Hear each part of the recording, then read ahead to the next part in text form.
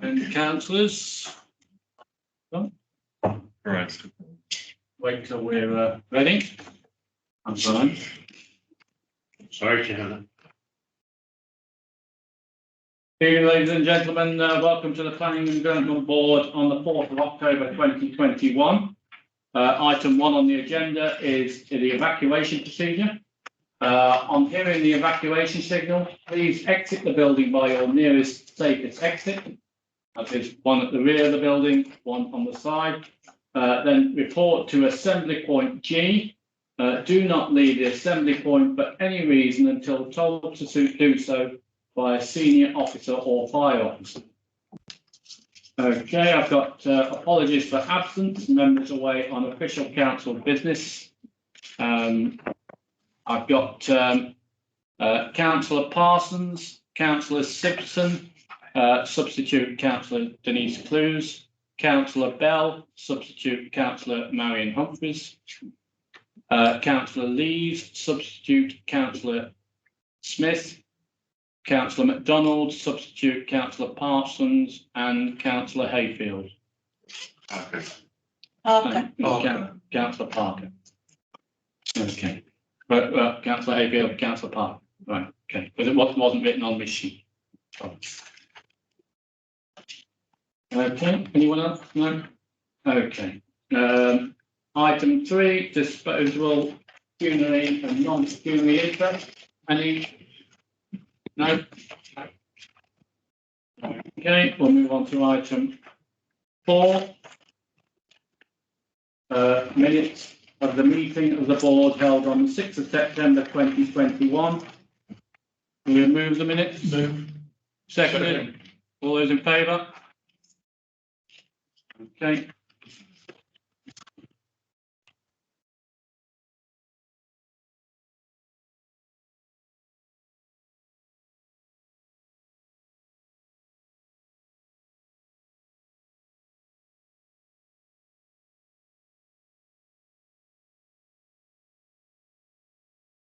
Okay, item 5, which is the Folly Site Farm Church Lane Crawley.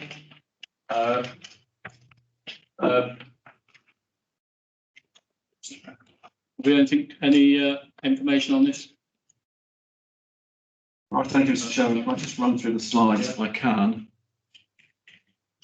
That's the first one. Yes, it is coming up. Right. This is a repeat of what you see in the agenda papers. I'll just run through these. Top right is obviously the location plan with the site outlined in red. Just below it here, you can see a larger description of that, the L-shaped building with the development here at the front, which is what the proposal is in front of you. And then in terms of a more detailed plan, bottom left, we've got the access coming in through here with the garage workshop on its right-hand side. And then the elevations, top left is the front elevation. And you can see the other elevations that are there. We have one photograph to show you, Mr. Chairman, which is a picture from the front of the property. And you can see the arch and the garage workshop here with the courtyard behind. You'll notice from the report, Mr. Chairman, this is a retrospective application. Clearly, from the photograph, you can see that it's already installed. The height of the arch is 1.9 metres. The County Council are recommending 2.6 in order to get larger vehicles in, vehicles with roof racks and delivery vehicles, and indeed even a cyclist. They would recommend a 2.6 height. And if I can move just back, Mr. Chairman, clearly this is the courtyard where the cars are parked for the 3 residential units in this area here. It's already a small space, and it's made even smaller by the fact that the garage workshop is now impinging on that space. The applicant has provided plans to show that you can in fact get cars into that site, into that courtyard, and they can turn and manoeuvre. But the County Council is saying that his diagrams are based on vehicles being 4.2 metres, not the standard 4.8, which is what the County Council would look at. Additionally, the access doors to the garage are here, on the under the arch effectively. They're not at the back, they're under the arch, which means any turning into and out of the garage itself, actually under the arch, and therefore that's the consequence of having that development as it is. Again, the Highway Authority is saying is that will involve multiple turns and encourage people to park on the road.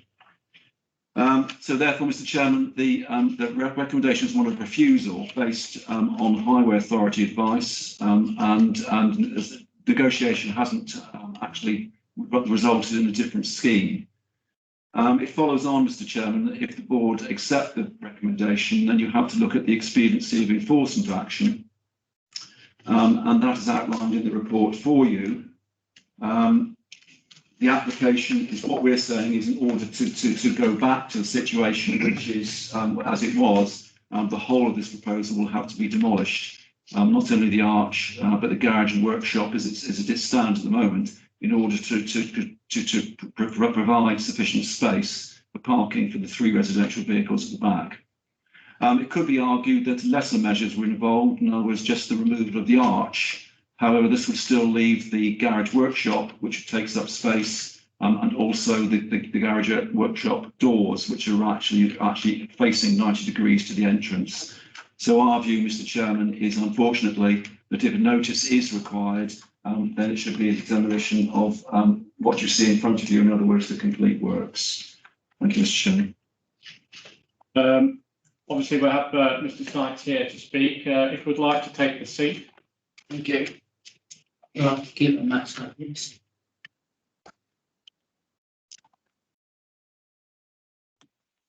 Mr. Sykes, are you ready? You have 3 minutes, and I can let you know after you've had 2.5 minutes, so you can start in your own time. Okay. Yeah. Did you hear that? Yes. No. All right. Would you like to use the microphone so that makes sure? Okay. So, you're already on, yes. Oh, yeah, green button. That's it. Okay. Mr. Maxey, when you're ready. Okay.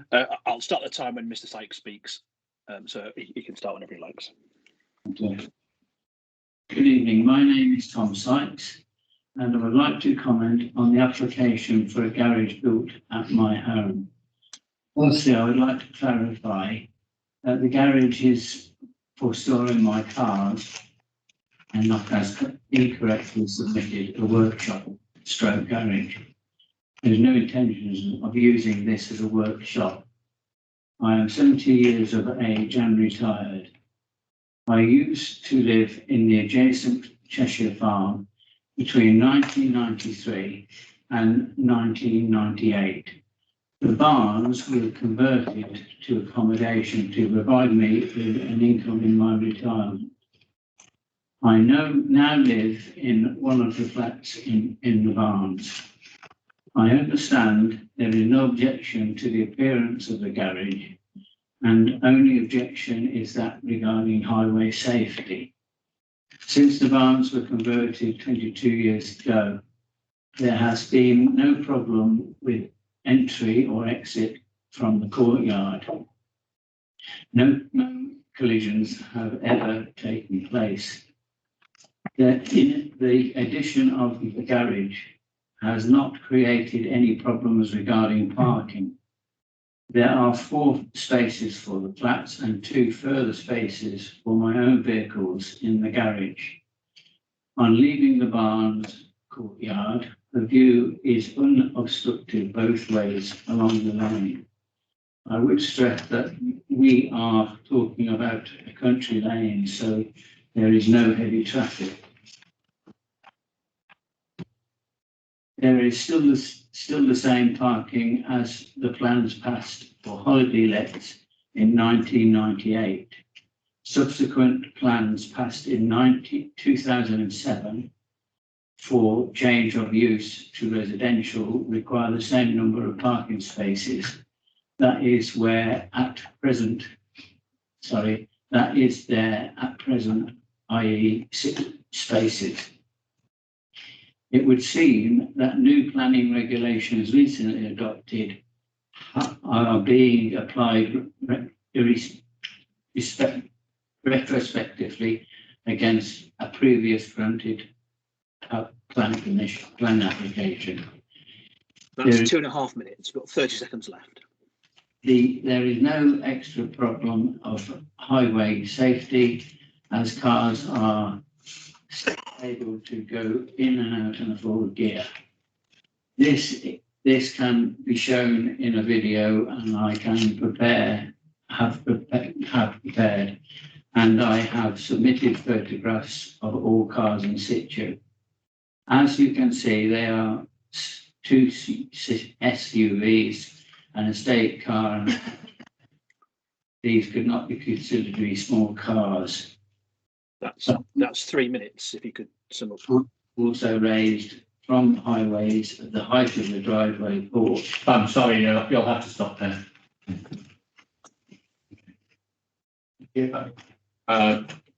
Any questions for the applicant members? Okay, in which case, thank you very much. Thank you.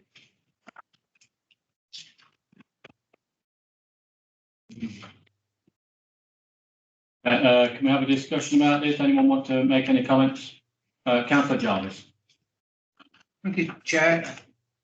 Having looked at this report and digested all the figures in here, it's obviously just up to date. There has been no problem in vehicle accessing this site because this restricted access was not there.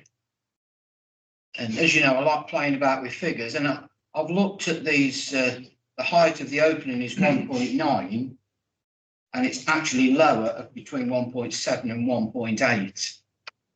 Now, there is no service vehicles. If one of those had a removals van and it be just a normal transit van, it couldn't access that site. If any of those people had a cardo deliver their vegetables, it couldn't access that site, which only means that it's got to park out on the road. And as I say, currently or previous to this development, those types of vehicles could access the site. But since the development, it doesn't. I back totally the view of highways that it's creating a dangerous situation where vehicles have to park on the road because there is no alternative. And if any of the tenants that are in those want to move, they've got sort of options choice of carrying everything out to the road because vehicles cannot access that site. So I'd have no problem in whatsoever in supporting the recommendation of refusal for this, because I think it's to me it's blatantly obvious that it creates a problem. Any other members wish to make a comment? Councillor Humphries. I'm loath to do this, but I mean, it's quite a serious situation for Mr. Sykes. And I wonder if it would be possible to defer this to have a site visit if the officers think it may be worth doing, because and then we can have a thorough look at what we've got and get a view to see what the issues really are. So that's a recommendation from Councillor Humphries for a site visit. Anyone wants to second that? I'll second. Okay, sorry. Councillor Rose. Yeah. All those in favour of a site visit? You have a proposal from me for. Yes, sorry. Sorry, a proposal for refusal. Any seconded on refusal? I'll second it. Yeah. Second on refusal. So we'll do that vote first, because obviously your vote came in. So all those in favour of refusal? All those in favour on the site visit? Obviously, that's now not carried. Okay. Okay. Thank you. The application failed. Sorry? Applications failed. Yeah, application's fine. Mr. Chairman, does that follow? That clearly is recommendation A. You also have to consider recommendation D. Yeah, Yeah, second it. so that's proposed by Councillor Hayden Phillips and seconded by Councillor Mawson. All those in favour of that? Yeah. That's application B. You're on B now, yeah. Enforcement. Enforcement, yeah. Okay, Recommendation B yes, on application A here. yeah, that's carried. Okay. Okay, thank you.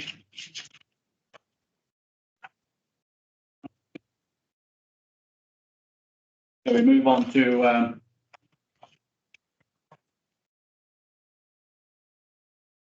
item 5B, and that Rosny Sandy Lane for Longley, Coventry. Mr. Brown? Right, thank you, Mr. Chairman. Just to run through the slides again. These are repeats of what you have in the papers in front of you. Sandy Lane, the Nuneaton Road is up on the top left-hand corner. The property there, as you can see, is outlined in red. A bit more detail, the existing building, bungalow and its outbuildings are shown along the bottom there. The shaded pink area is a single-storey extension. Single-storey extension is in fact this particular part of the building. This is the rear elevation. So therefore this is at the rear and the side elevation, as you can see here. And then on the plan form, the extension is this at the back. So you can see therefore that the existing bungalow is here with the outbuilding is here, and you can see the small area at the back where the extension is. And that is finally the final slide is an elevation of the original building. And you can compare that with the slide I just showed you, which in fact the original building is something like that. So the building has already been extended. The reason why the original building is important, Mr. Chairman, is because the NPPF talks about extensions in the green belt. They are inappropriate if they are disproportionate to the original building, not to the existing building. So therefore, what we're saying here is that this particular extension, whilst it is small in scale here, certainly when combined with the other extensions, is disproportionate to the original building. So therefore, the report does indicate that this would be inappropriate development in the green belt as a consequence of that. However, you then have to look at the actual harm to the green belt, the actual harm to the openness of the green belt. And in this particular case, we consider there is some harm. However, members may take a different view. It's a matter of planning judgment. And the reason I'm saying that, Mr. Chairman, is because if you look at the slide that's still on the screen, the extension is small, and you have to indicate you have to decide whether that would have an impact on the openness of the green belt, given its size and its location within the range of other buildings there. So in this particular case, Mr. Chairman, this is on balance recommendation that we're recommending refusal. But as I said, it is a matter of planning judgment on this particular case. Thank you. Councillor Denise, please. Thank you, Chair. First, I'd like to ask Jeff, was there a site visit at any time done? Because I know it's going back to 2019. This is a retrospective application. So this was when the applicant contacted the division to say would Aldi not get what's likely to get the planning approval. board's not actually seen it. Beg pardon? The planning board is not seeing the building. No. No. Right. I can understand that it's in the green belt, and I've got two ways of looking at it. That I don't think the arm is that great myself, but the other side of me is that we have just adopted the local plan, so that's where I'm struggling a bit with this, Chair. Councillor Jarvis and Councillor Phillips. I think Hayden was before me. Oh, was it? Oh, Yeah. It was just, Chairman, I understand the dilemma, but it is retrospective. Yeah. When we can't get a visit because it's I haven't been invited. It's retrospective, and I like the last one. Somebody's just decided to build this, and then Oakville we'll get planning permission. I can't support it, Chair. thank you, Councillor Phillips. Councillor Jarvis. Thank you, Chair. The like Councillor Phillips, this is, if you read the report, it was refused before, and then they went ahead and built it. So really, they've, metaphorically speaking, just stuck two fingers up to the planning board before. And now this is an extension on an extension on an unapproved extension. I don't see how we can support any of it, and I certainly won't be supporting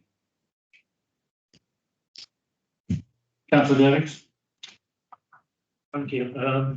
I wouldn't quite put it in the same words, but I have to agree with Councillor Jarvis that this is yet another application that has been built with the knowledge that it's unlikely to get planning permission, and yet the applicant seems to have gone ahead. I haven't seen all the details of all the way through and the other application originally, but I'm never in favour of retrospective planning applications being accepted.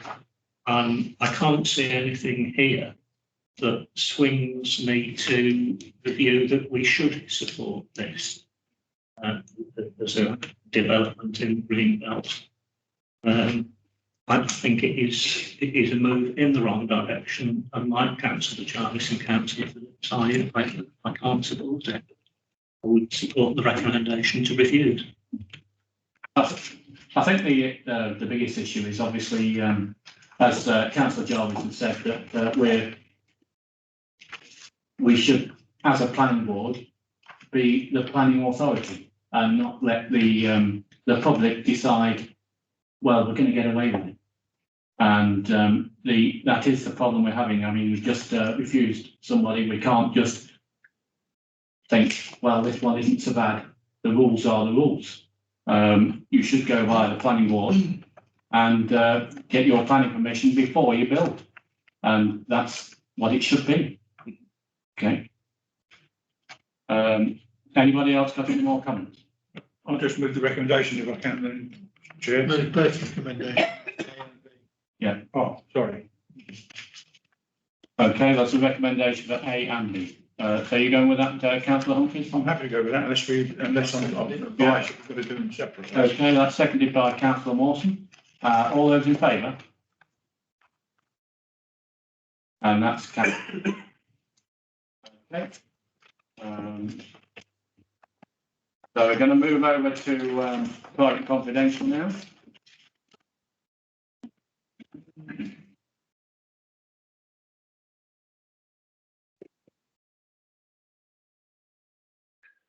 Chair, you just need to have it proposed and seconded and voted on, the resolution to go into private session. Yes, yeah, I was just getting to the bit of paperwork. Thank you. Okay. 6-1. Okay. Through the recommendation, Chair. So obviously recommend we move into private confidential, moved by Councillor Hayden Phillips, seconded by Councillor Jarvis. All those in favour? Okay, thank you. So agenda